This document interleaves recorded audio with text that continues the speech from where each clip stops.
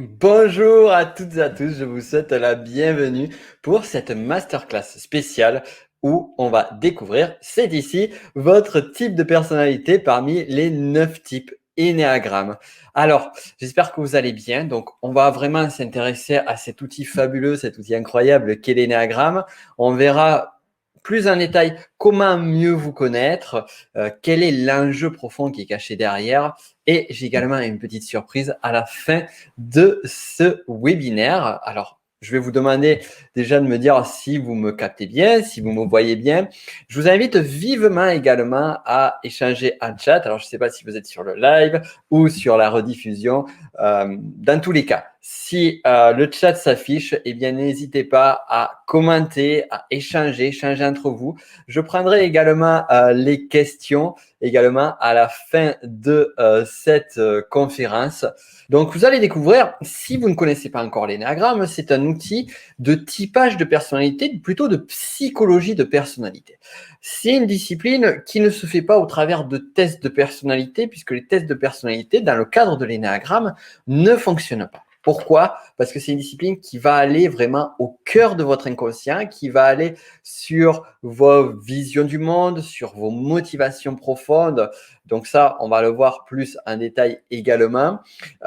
Vous verrez également justement comment, vraiment, qu'est-ce qui fait que vous allez pouvoir mieux vous connaître au travers de ces 9 types énéagrammes. Vous allez comprendre également si vous avez aujourd'hui des difficultés et que vous souhaitez changer les choses, que vous souhaitez améliorer des choses dans votre vie, mais que vous ne savez pas comment faire, eh bien souvent, on oublie de se dire que le fond du travail se trouve à l'intérieur de soi-même. Et c'est ce que l'on va voir au travers de cette conférence-là. Donc, comment aller à l'intérieur de soi-même, comment trouver de nouvelles ressources. Puisque finalement, si à un moment donné, les ressources que vous avez mises en place ne fonctionnent pas, eh bien, il faut mettre en place d'autres choses. On va voir également, du moins, vous allez comprendre en bien cernant votre personnalité, eh bien, comment arriver à mieux vivre des situations de crise comme celles que vous vivez peut-être actuellement et que finalement de nombreuses personnes sont en train de vivre. Mieux se connaître, ça veut également dire autre chose. Ça veut dire mieux communiquer. Et mieux communiquer, ça implique également mieux communiquer avec vos proches. Vous allez voir que finalement, en fonction de chaque profil énéagramme, on va avoir des peurs, on va avoir des stress, on va avoir des difficultés qui vont être présentes sur celui-ci. Et bien, dès lors, en apprenant à mieux vous connaître, vous allez pouvoir justement améliorer vos relations. Mais ce n'est pas tout. Parce que il n'y a pas que votre type de personnalité. On n'est pas tous seuls dans le monde et il y a également le type de personnalité des personnes autour de vous. Et je suis certain, vous me direz en commentaire, je suis certain que lorsqu'on va présenter les 9 types énéagrammes, vous allez forcément reconnaître des personnes de votre entourage. Alors, pour vraiment pas perdre de temps, voilà, on va mettre le slide un petit peu plus fortement et on va y aller. Si c'est OK pour vous, vous me dites en commentaire. Si le programme vous plaît également. Et ce que j'ai envie que vous fassiez, ce que j'aimerais vraiment, qui serait vraiment chouette pour vous, surtout, pas pour moi, c'est que vous restiez vraiment jusqu'à la fin de cette conférence, parce qu'à la fin de celle-ci, je vais vous offrir un cadeau qui sera un extrait de la formation technicien Ennéagramme, qui n'est rien d'autre que les fiches de synthèse ou la fiche de synthèse des 9 types de personnalités que vous allez voir. Ainsi, vous retrouverez les points que nous avons abordé précédemment, que nous aurons vu pendant cette conférence, mais aussi j'ai rajouté une ligne complémentaire pour que vous ayez une vision encore un peu plus large. Alors cette fiche de synthèse, pour être tout à fait honnête, elle n'est pas aussi complète que celle de la formation Tech Enneagram. Donc, si vous êtes membre de la formation, si vous êtes partie des clients, alors n'hésitez pas à me faire un coucou en commentaire, celles et ceux d'entre vous qui sont justement dans le Tech Enneagram. Eh bien, là, vous allez voir, vous allez avoir justement des infos beaucoup plus importantes sur le tech. Mais bon, pour celles et ceux qui ne sont pas sur le tech, voilà, vous avez le cadeau. Le cadeau arrive à la fin. Je vous donnerai le lien et on va passer un bon moment. Mais avant de commencer, on va quand même s'intéresser au programme de cette conférence, de cette masterclass, comme j'aime bien l'appeler. Parce que justement, ce n'est pas une simple conférence, comme vous le verrez. Tout Tout d'abord, je vais vous faire une présentation rapide de votre hôte, c'est-à-dire moi-même. On verra comment répondre à la grande question qui suis-je, quel est l'enjeu qui est caché derrière cette grande question. Nous verrons également qu'est-ce que l'énéagramme également. Finalement, c'est quoi? Je vous ai déjà dit un peu quelques mots en particulier. Peut-être que vous le savez un petit peu plus si vous suivez ma formation, si vous avez lu mon livre ou si vous êtes intéressé au sujet. On verra plus en détail. On verra également les 3 principes fondamentaux. Ça, c'est forcément, c'est fondamental. Donc, c'est hyper important que vous les connaissiez pour pouvoir aborder de façon sereine et surtout saine l'énéagramme. Vous verrez également, après, ça sera vraiment le gros du sujet. Toute la première partie, les parties 2, 3, 1, 2, 3, 4 vont durer à peu près une dizaine de minutes. Le gros du sujet, c'est là où ça va durer beaucoup plus longtemps. On va voir la présentation des 9 types énéagrammes. Présentation qui va vous permettre de comprendre quel est le profil, quelle est la vision du monde, quelle est la peur principale, quel mécanisme inconscient vous allez mettre en place en fonction de votre profil et chacun va mettre en fonction de son profil pour justement gérer ça. Et également, on verra des célébrités et les grands enjeux à travailler sur chaque profil pour être plus serein, pour mieux vivre sa relation avec soi-même. Donc voilà, ça va être la connaissance de soi et la relation à soi. Et ensuite, on verra comment l'énéagramme peut vous aider. Et ensuite, eh bien, je vous présenterai, pour celles et ceux qui le voudront, la formation technicien énéagramme, qui est un superbe programme qui va vous aider à aller beaucoup plus loin avec une surprise. J'ai une belle surprise pour vous aujourd'hui. Donc, c'est prévu sur cette conférence. Et enfin, on aura la partie questions-réponses à la fin de cette conférence et le fameux cadeau que je vous ai promis. Alors, je vois déjà, on a déjà une première question, Nathalie. Alors, je répondrai aux questions à la fin de cette conférence. La première question, c'est dans la formation. Voit-on comment appliquer dans la vie concrète? Bien évidemment, c'est l'essentiel. C'est le cœur du sujet de la formation. À quoi ça sert d'avoir un outil, un savoir théorique si on ne peut pas le mettre en application? Donc, soyez rassurés. Mais on en revient après. Pour l'instant, focalisons-nous à fond sur le contenu. Alors déjà, est-ce que le programme vous plaît avant toute chose? Et ici, donc, vous voyez ce monsieur qui semble fortement ressembler, à la différence que lui n'a pas de lunettes sur cette photo, à votre hôte. Donc, je m'appelle Nico Pen pour me présenter. Je suis auteur, formateur et spécialiste en énéagramme, plus concrètement. En fait, je suis auteur du best-seller qu'on peut voir ici. On ne le voit même pas. Qu'est-ce que c'est ça? Ah, s'il est là, il était caché. Vous voyez, du petit livre de l'énéagramme que vous avez juste sur le slide d'en bas, on le voit beaucoup plus facilement. Et également d'un livre qui est sorti très récemment, Trouver votre mission de vie, aux éditions First, que vous connaissez probablement pour de nombreux best-sellers, dont le livre de Fabien Olicard, la collection pour les nuls, la collection des petits livres, la collection également Mieux vivre que vous avez, donc sur laquelle s'inscrit Mission de vie. Et au-delà de ça, je suis formateur dans le milieu de la psychologie, de la spiritualité depuis plus de 10 ans. J'ai donné des formations en présentiel. Pendant très longtemps, j'ai donné des formations en PNL qui s'appelle la programmation neurolinguistique. J'ai arrêté en 2016 pour me focaliser vraiment à 100% sur l'énéagramme. Je fais pas que ça, mais on va dire que c'est le cœur de mon activité. C'est ce pourquoi je suis reconnu aujourd'hui. Je suis également diplômé de plusieurs disciplines en psychologie, dont enseignant en programmation neurolinguistique, certification internationale INLPTA, qui est une des 2 grandes certifications internationales en PNL. En gros, pour faire rapidement, j'ai investi plus de 15 000, même on a plus de 20 000 euros pour me former. Ça fait plus d'une décennie que je me forme sur le sujet. J'ai lu mon premier bouquin de développement personnel qui était Pouvoir illimité en 1998. Donc, il y a un bail, j'étais assez jeune. Et c'est le développement personnel, la spiritualité, la psychologie sont des domaines qui me passionnaient. La philosophie aussi, mais bon, ça, c'est pas le sujet. Et je suis également auteur de la chaîne YouTube Le Décrypteur par Nicolas Pen, qui a plus de 1,9 million de vues à ce jour et plus de 30 000 abonnés que vous connaissez peut-être. Mais là, ici, n'est pas le sujet. Je suis également, et ça c'est le point clé, euh, je suis fondateur de la première formation numérique francophone sur l'énéagramme. Première dans quel sens? Dans le sens où finalement, eh bien, ça a été la première formation numérique en France, en francophonie, qui est arrivée dans le milieu de l'énéagramme. C'était en 2016. Et il n'y avait rien, il n'y avait absolument rien en formation numérique d'un sujet. Et première parce que c'est la plus connue aujourd'hui. Nous avons plus de 1000 clients, 1000 élèves actifs sur le Tech Énéagramme aujourd'hui, ce qui est vraiment chouette et qui fait une très, très belle communauté qui interagit encore aujourd'hui. C'est vraiment chouette. Alors, pourquoi j'ai décidé d'enseigner l'énéagramme très rapidement? Mais tout simplement parce que, comme vous pouvez le voir, c'est une passion, c'est un outil, une discipline qui m'anime, et c'est surtout une discipline que j'ai découvert, on va dire, pas tardivement dans mon activité, mais je connaissais déjà pas mal la psychologie, le développement personnel. J'avais énormément travaillé sur moi pendant très longtemps, et finalement, eh bien, quand j'ai découvert l'énéagramme, je pensais, péché d'orgueil, quoi, dirons-nous, que cette discipline n'allait pas apporter grand-chose. Mais je suis quand même allé voir, je me suis dit, je me connais suffisamment. Et je suis allé voir, et en fait, ça a été vraiment une des grandes claques de ma vie. Et quand j'ai découvert l'énéagramme, je me suis dit, mais putain, si j'avais su ça avant, comme j'aurais pu accélérer certaines difficultés, certaines épreuves de vie.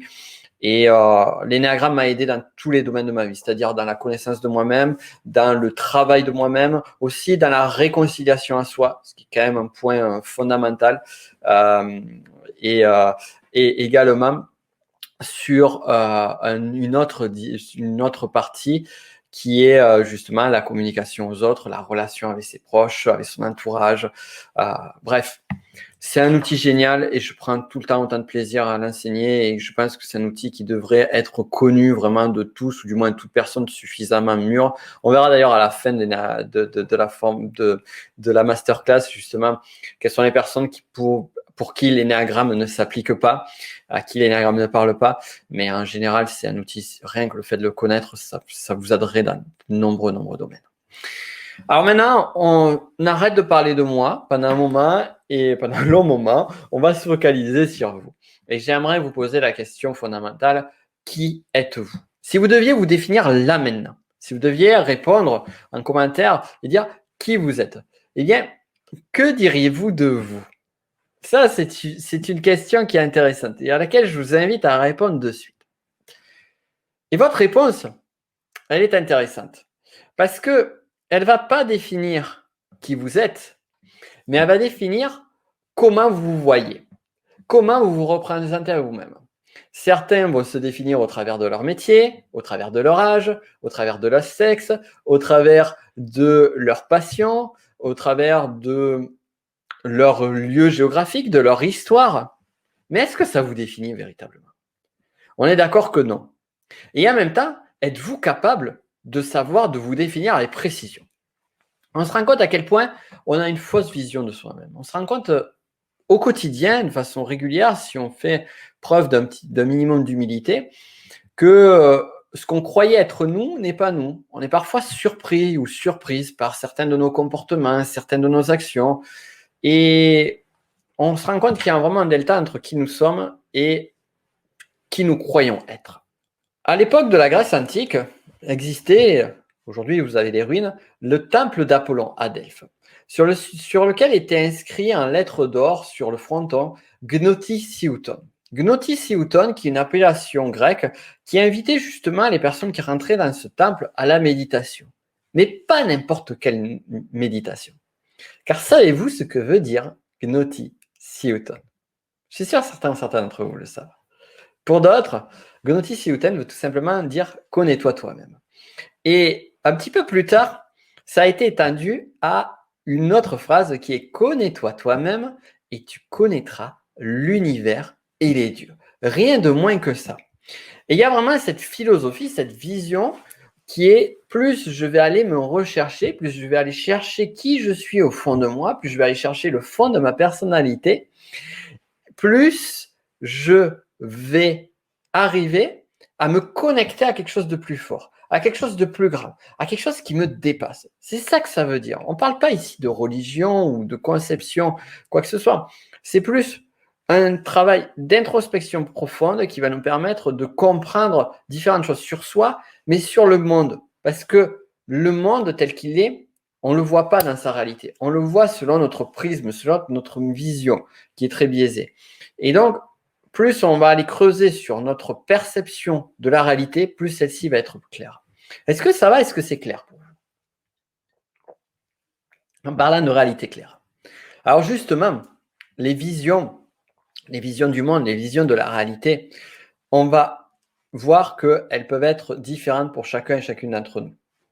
Et pour cela, justement, je vais maintenant vous parler de l'énéagramme. C'est quoi l'énéagramme?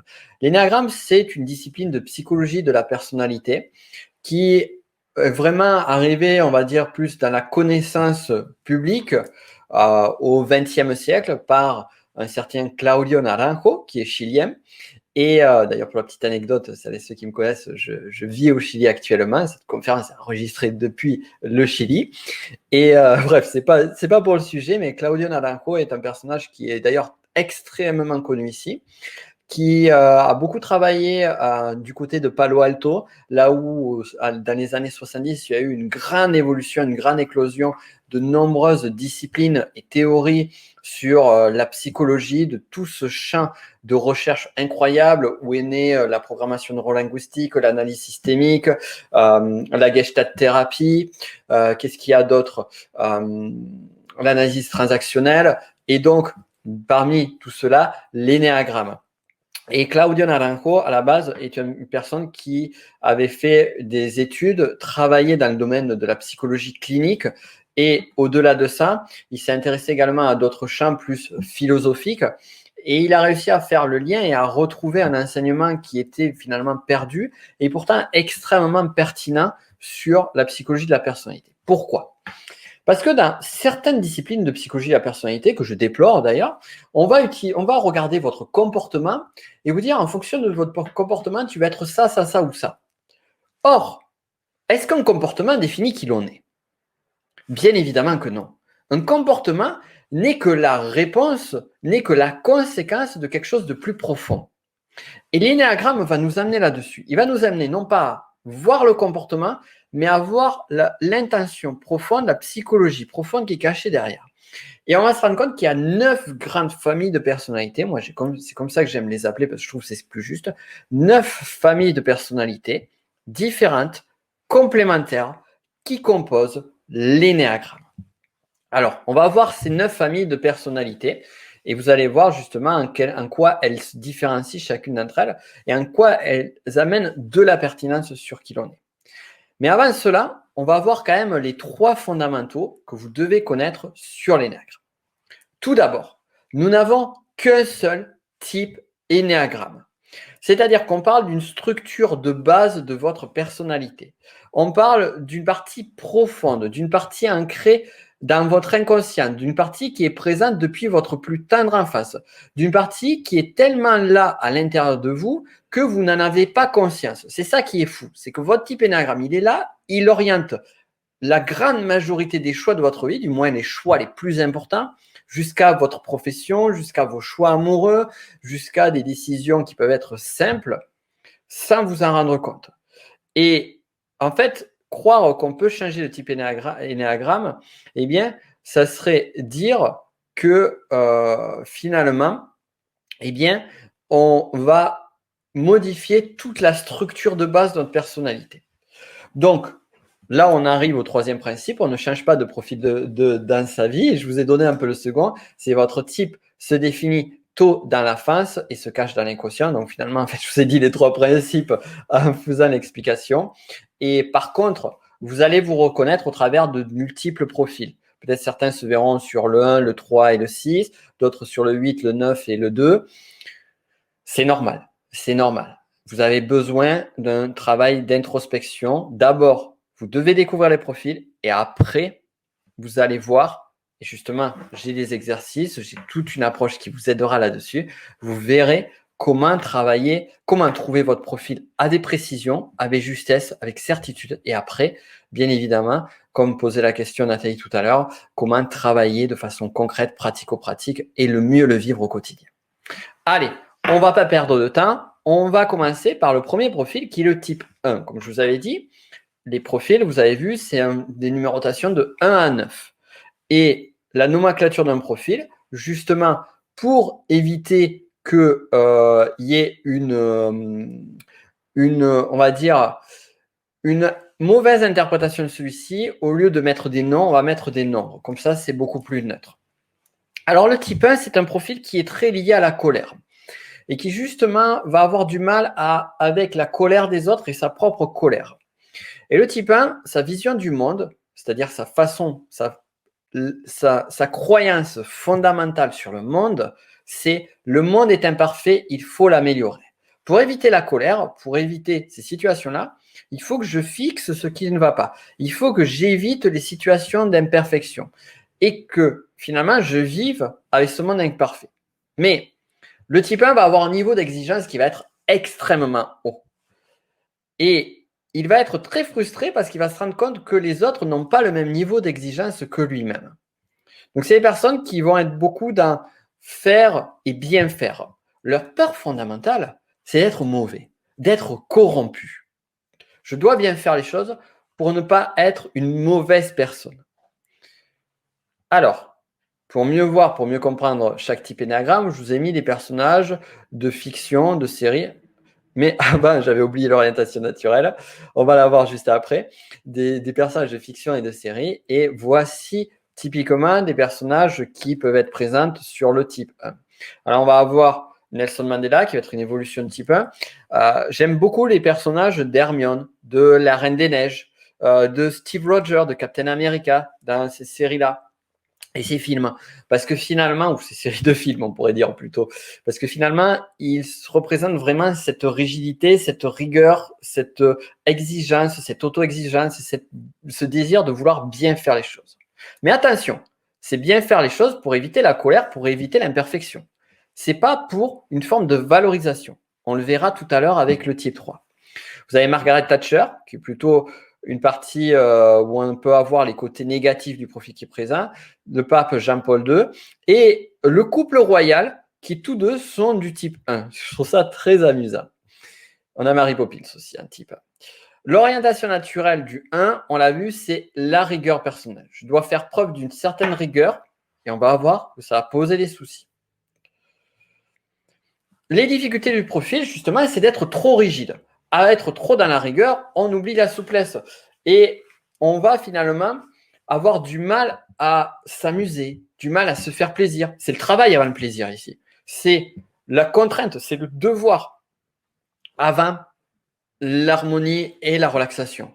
Et ça va vraiment être un point de stress énorme qui peut même amener sur certains types 1 jusqu'à des burn-out. Problème de communication, parce que cette rigidité-là qui est présente, eh bien, ça va faire que ça va leur amener, sans s'en rendre compte, à avoir du mal à communiquer ou à avoir des relations qui peuvent être, malgré eux, même s'ils évitent ça, des relations un peu conflictuelles. Et la frustration surtout de vivre dans un monde imparfait. Donc ça va être très compliqué à vivre sur le type 1. Bien évidemment, heureusement, il y a des moyens de sortir de ça, et ça, je vais vous les donner après. Est-ce que ça vous parle? Est-ce que le type 1 vous parle? Est-ce que vous vous voyez ou est-ce que vous voyez des personnes autour de vous sur ce type 1? Je serais curieux de savoir. Je vous laisse échanger et échanger aussi entre vous en commentaire. Allez-y, n'ayez pas peur, ne soyez pas timide. Alors, le type 1 était un type plutôt instinctif, plutôt lié à l'action, le comportement. Le type 2, lui, va être très différent, même si on va trouver des points communs. Il va être focalisé sur les émotions. Et tout particulièrement sur l'émotion de l'autre. On va voir pourquoi. Sa vision du monde, c'est le monde ne me donne pas d'amour si je n'en donne pas. C'est des personnes qui ont une peur fondamentale, c'est de ne pas mériter l'amour. Et toute leur orientation naturelle dans leur vie, c'est d'être aimé, d'être accueilli, de recevoir cette chaleur forte de l'amour. Et je ne parle pas ici que de l'amour, on va dire, l'amour d'un couple ou autre. Je parle de l'amour familial, de l'amour filial, de l'amour amical. C'est vraiment l'amour en tant que tel. Et dès lors, comme ils ont peur d'être indignes d'amour, les types 2 ont développé un mécanisme naturel depuis leur enfance, c'est d'aider les autres.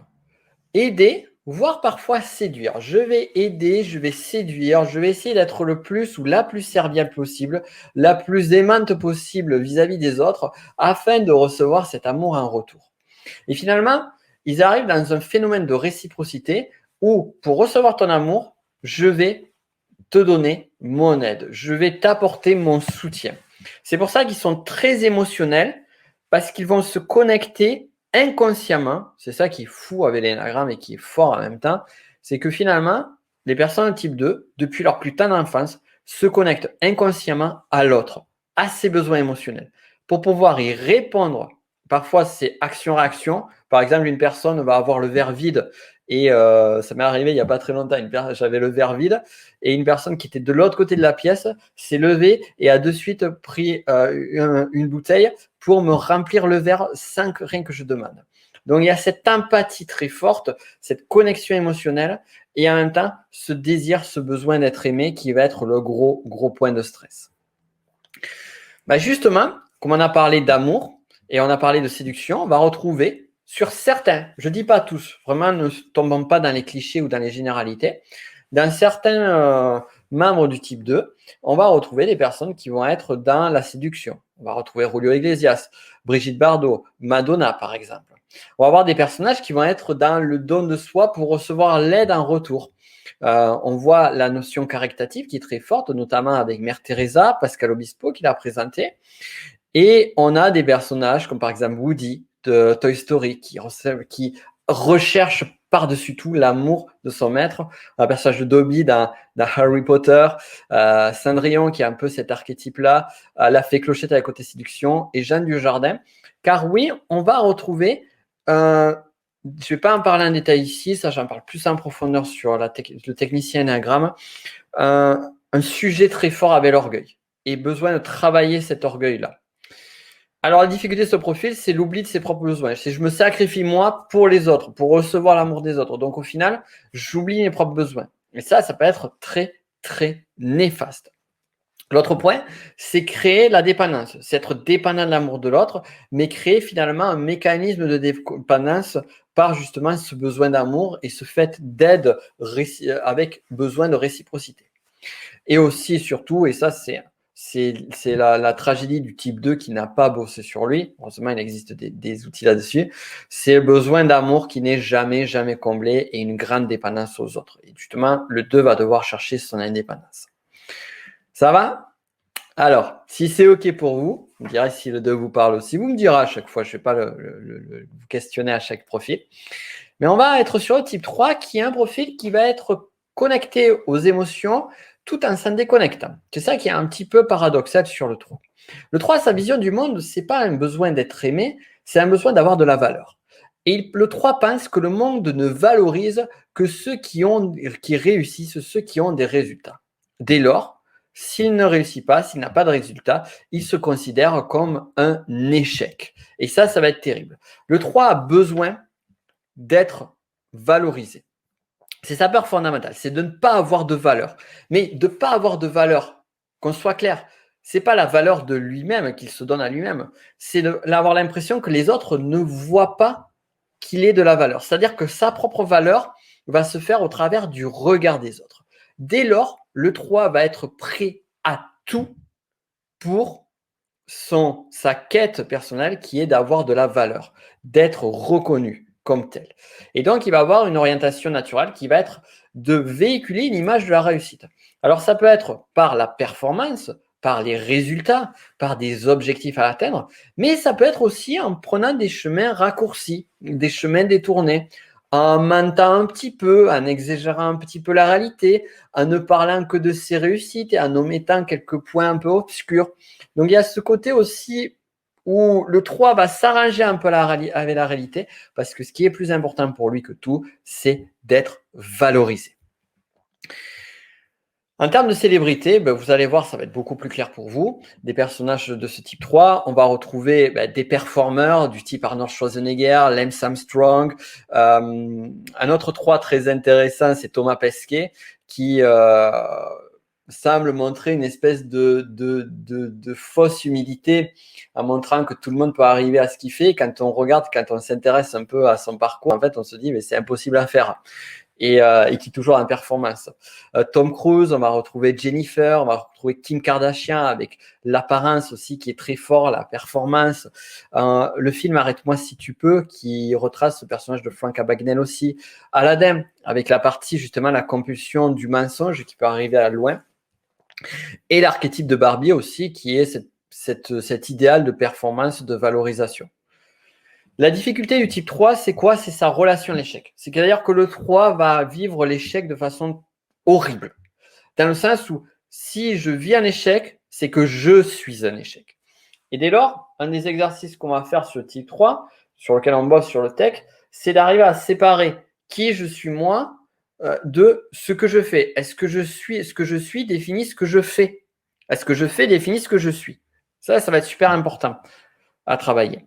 Privilégier aussi ses objectifs aux relations, c'est-à-dire sa quête de valeur peut parfois aller au sacrifice de sa famille, de ses amis, de ses relations, et aussi une méconnaissance de sa véritable identité. Et ça, c'est la grande difficulté du 3. D'ailleurs, un 3, j'ai souvent remarqué ça qu'un type énagramme, c'est un des profils qui a le plus de mal à se trouver lui-même, puisque justement, il a du mal à savoir qui il est vraiment, puisqu'il n'est que ces objectifs-là. Voilà pour le 3. Ça va, c'est clair pour le 3? Alors, maintenant, on va aller sur une énergie différente. Et d'ailleurs, la différence, c'est le mot-clé du 4, qui est un profil très émotionnel. Très émotionnel, mais très émotionnel dans le sens où il va être émotionnel orienté vers ses propres sensations, ses propres émotions, ses propres ressentis. Le 4 a une vision du monde qui est les êtres humains souffrent de ne plus être reliés au reste du monde. C'est un peu comme si, lors de son arrivée sur Terre, ou du moins la sensation qu'il ou elle a, c'est que finalement il était connecté au tout et il a perdu cette connexion. Dès lors, sa peur fondamentale, c'est une perte ou non-reconnaissance de son identité. Alors là, qu'on soit clair, c'est pas être valorisé par les autres, comme le souhaite le type 3. Non, c'est d'être accepté pour qui il est, d'être vu, d'être intégré par le groupe, d'être reconnu par les autres, d'être reconnu pour sa propre authenticité. Et c'est l'orientation naturelle du type 4. C'est les personnes qui vont rechercher leur propre authenticité, qui vont rechercher également leur propre originalité. C'est pour ça que parfois, certains types 4 vont pouvoir parfois, je dis bien parfois, ne voyons pas une généralité dessus, apparaître comme des personnes qui peuvent être un peu originales, excentriques, différentes. Parce que justement, ils essayent d'amplifier inconsciemment ce qu'ils sont ou une partie de leur personnalité afin d'être acceptés pour leur propre identité. De ne pas être un mouton dans le troupeau, si vous voulez. Puisque ça revient à ne pas être. On va retrouver beaucoup d'artistes dans le type 4. Ça ne veut pas dire que si vous êtes 4, vous êtes forcément artiste. D'ailleurs, justement, la capacité artistique est un point fort du 4 qui n'est pour certains ou certaines n'est pas exploité et qui peut être une bonne piste de travail. Alors, on va retrouver Amélie Nothomb, Johnny Depp, Marion Cotillard, donc Marion Cotillard, Johnny Depp, on est plus sur les introvertis. Un extraverti, on va retrouver Dali, puisque c'est un profil où on va retrouver ces deux énergies-là. On va retrouver Tim Burton, tous ces films vraiment sentent l'énergie de 4. Edith Piaf, Vincent Van Gogh avec ce côté un petit peu torturé qui nous amène sur le côté négatif du 4. Le personnage de Severus Snape, de Rogue dans Harry Potter. Et Steve Jobs également avec ses hauts et bas émotionnels et ce recherche perpétuelle de la beauté. La difficulté de ce profil, c'est qu'il est trop orienté sur le manque. C'est-à-dire qu'ils vont être focalisés sur leurs émotions et sur leurs besoins. Qui dit émotion, dit besoin. Nos émotions sont des manifestateurs de nos besoins à l'instant donné. Et donc, qui dit besoin, dit ce qui me manque. Donc là aussi, c'est plutôt avoir tendance à regarder le verre qui est vide devant soi. Alors, vous allez me dire que le verre plein, non. C'est pas une histoire d'optimiste négatif, pessimiste. C'est de voir le verre plutôt que de voir toute la beauté qu'il y a autour d'eux. Difficulté à agir. Ça aussi, grosse difficulté pour le 4, sensation de ne jamais arriver à trouver leur place. Et ça va être un travail aussi pour le 4.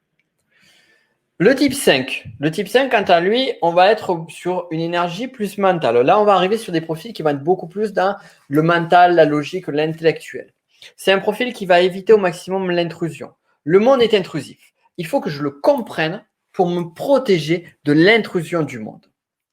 Dès lors, sa peur fondamentale, c'est d'être sans ressources, d'être incapable de pas pouvoir se débrouiller si à un moment donné, il se retrouve tout seul.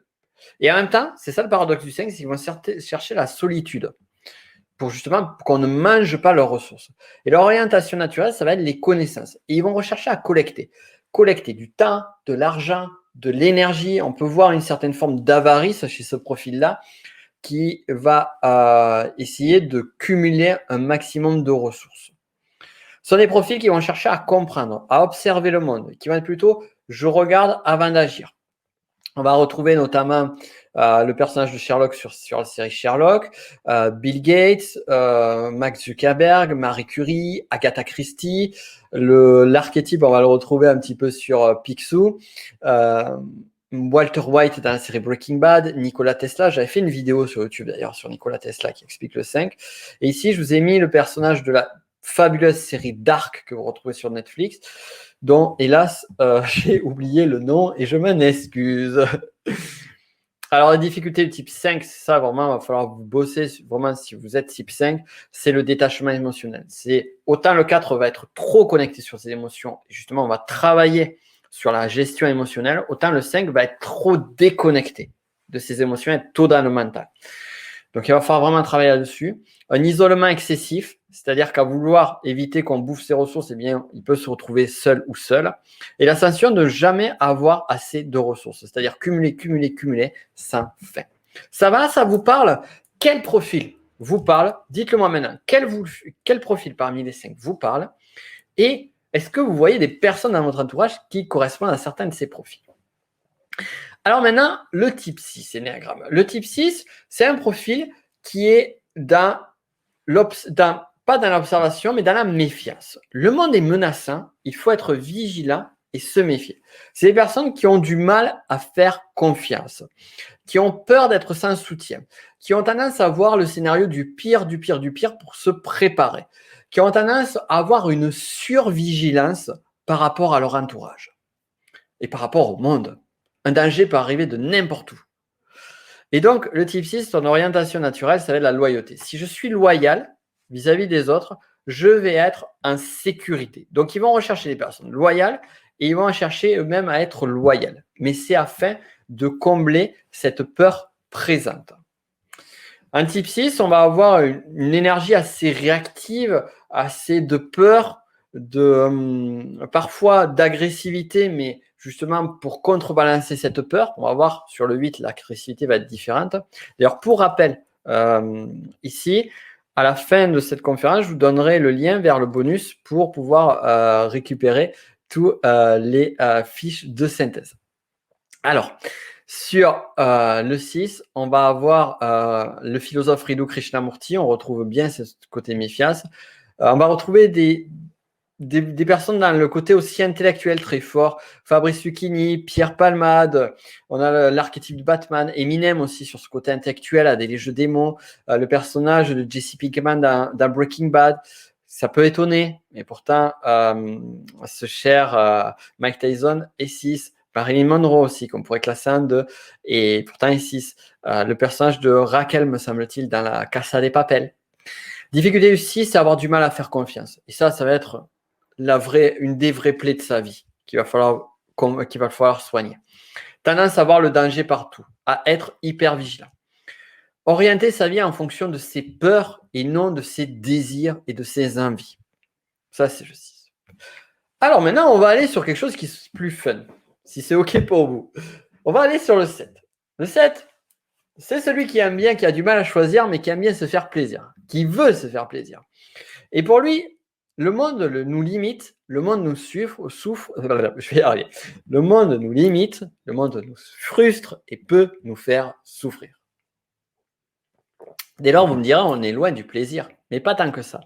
Parce que la peur fondamentale du 7, c'est la souffrance. Et il va tout faire pour éviter, fuir la souffrance ou tout ce qui peut amener une émotion de souffrance et d'enfermement. Et pour cela, il va s'orienter vers la joie, vers le plaisir, vers l'optimisme. C'est des personnes qui vont avoir tendance à rationaliser les situations. C'est des personnes qui vont avoir tendance à ne pas vouloir voir ce qui ne va pas. C'est des personnes qui vont avoir tendance à toujours vouloir s'amuser, être joyeux, être heureux, multiplier les opportunités dans leur vie. On peut parler du mot épicurien, mais dans le sens moderne du terme, et pas dans le sens original philosophique. Alors là, ici, on va avoir des personnages qui vont être très caricaturaux, comme par exemple Cyril Hanouna ou Valérie Lemercier, des personnages qui sont un peu plus soft, comme par exemple Georges Clooney. On a le personnage de Penny dans Big Bang Theory, le Deadpool dans le caricatural, le personnage de Guido dans La Vie est belle, Indiana Jones et Da Vinci, Leonardo da Vinci, qui ne finissait jamais ses œuvres, et Cameron Diaz. Difficulté du type 7, la tendance à rationaliser, difficulté à finir ce qu'il commence. Et ça, c'est vraiment une plaie pour le 7.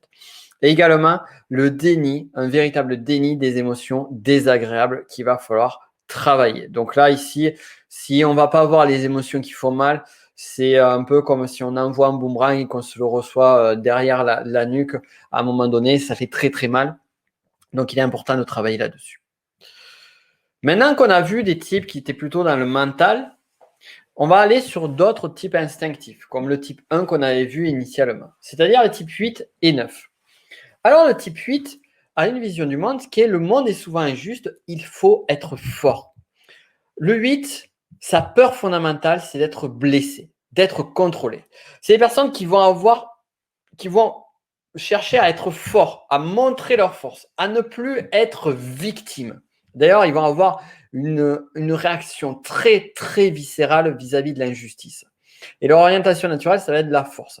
On va voir, vous allez voir cette énergie qui n'est une énergie comme ça. On frappe du poing sur la table et justement du mal à gérer cette impulsivité.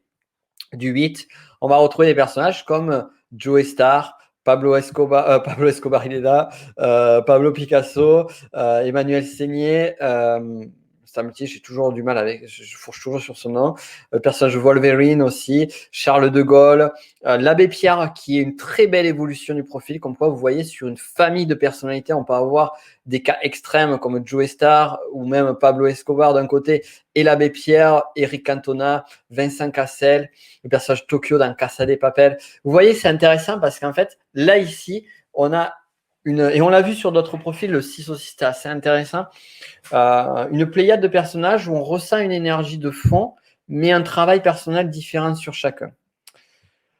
Le 8, ses difficultés, c'est qu'il peut sembler intimidant. Donc il va avoir également un peu, mais d'une façon très différente au type 1, une difficulté de communication.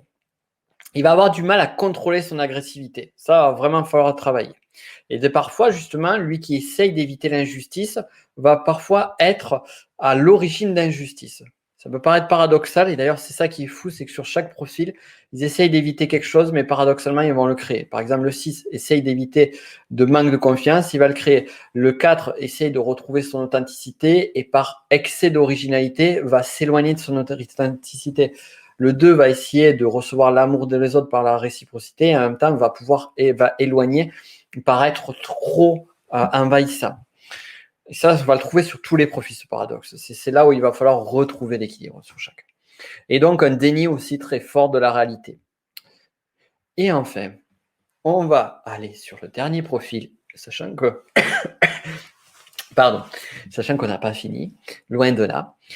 On va voir le type 9 qui est le monde est source de conflit, il vaut mieux ne pas faire de vagues. Le 9 veut éviter à tout prix le conflit.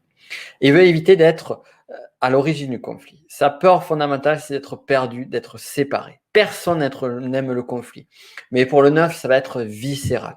Donc, dès lors, son orientation naturelle, c'est le soutien inconditionnel. C'est lorsqu'on va lui demander « Qu'est-ce que tu préfères ? Tu préfères aller faire un cinéma ou aller à la pizzeria ?»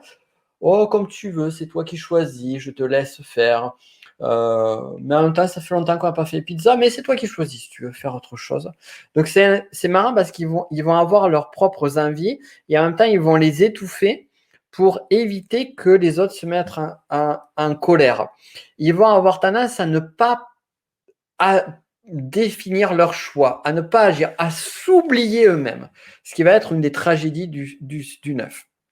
Personnage célèbre sur le 9, on va retrouver Abraham Lincoln, Rocky, qui représente bien le 9 sur les séries.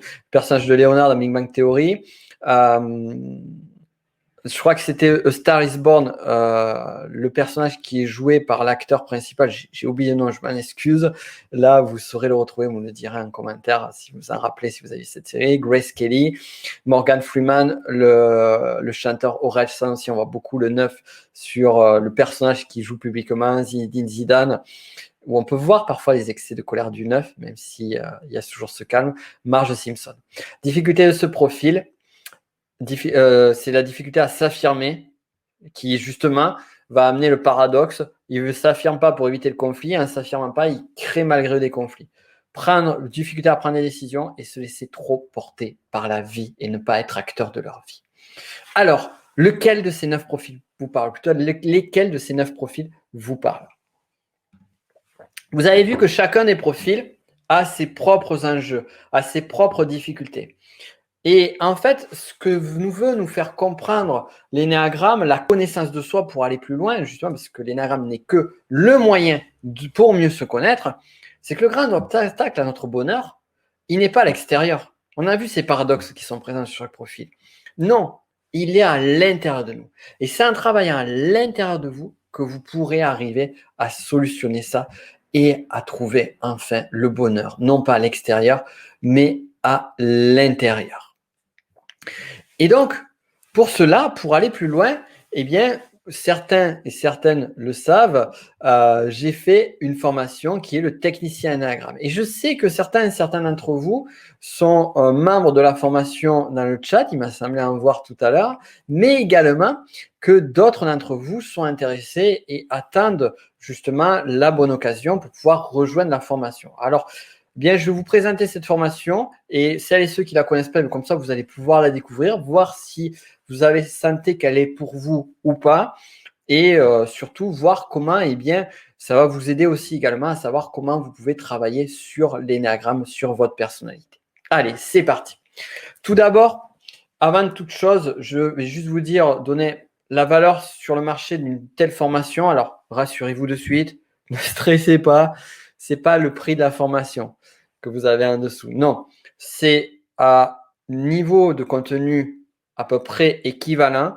J'ai fait une analyse sur le marché, je demandais à mon équipe de regarder et des formations du même acabit, on retrouve entre 3300 et 5250 euros, que ce soit des formations en présentiel ou des formations en ligne, parce que c'est quand même du contenu, comme vous allez le voir, assez fort. Je vois que certains d'entre vous donnent vos retours en commentaire. Je vous remercie pour partager vos types énéagrammes. Je ne vais pas les afficher tous, mais merci à vous. Donc, cette formation-là, moi, ce que j'ai voulu faire, c'est qu'elle soit le plus accessible possible. Donc, je vais vous donner le tarif public tout à l'heure et en même temps, je vous avais parlé d'une surprise. Et cette surprise-là, c'est que vous pourrez y accéder à un tarif ultra préférentiel, justement, pour vous remercier de participer à cette masterclass. Mais on va en reparler après, et même sur le tarif public, j'ai vraiment voulu que ce soit le plus accessible possible avec le maximum de contenu possible. Tech Énéagramme, qu'est-ce que c'est? C'est une aventure. C'est une aventure de partir, qui vous invite à partir à la découverte de votre personnalité profonde, qui vous invite à enfin savoir qui vous êtes vraiment, à enfin savoir qu'est-ce qui se cache à l'intérieur de votre personnalité, à retrouver, refaire le lien avec vous-même, à mieux vivre les situations de difficulté, les blocages que vous pouvez avoir dans votre vie, les situations aussi, les moments difficiles, les périodes de crise, tous ces moments-là, à mieux le gérer. Plus concrètement, le Tech Énéagramme va vous aider à savoir qui vous êtes vraiment. J'insiste sur ce mot en majuscule. Trouvez vos points de force. Vous l'avez vu sur chaque profil, il y a des points clés, il y a des points de force.